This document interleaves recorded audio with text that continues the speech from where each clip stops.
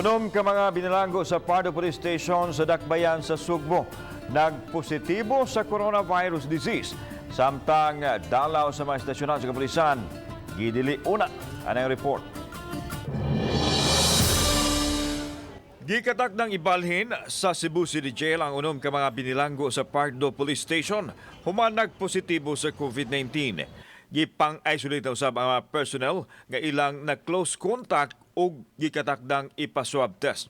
Suma ni Police Lieutenant Colonel Wilbert Parilla, Deputy City Director for Operations sa CCPO, nga posibleng nakuha ng daan sa mga piniriso sa gawas ang mga sakit o nanakod sulod sa detention facility. Gidisinfect na ang istasyonan sa kapulisan o nagpadayon gihapon ang serbisyo. Gidili na usab ang dalaw sa mga detention facility sa tanang mga kwerpos kapulisan. Nagpositive na ni sila daan sa gawas pa kay dili man ni sila dugay ra nga nadakpan.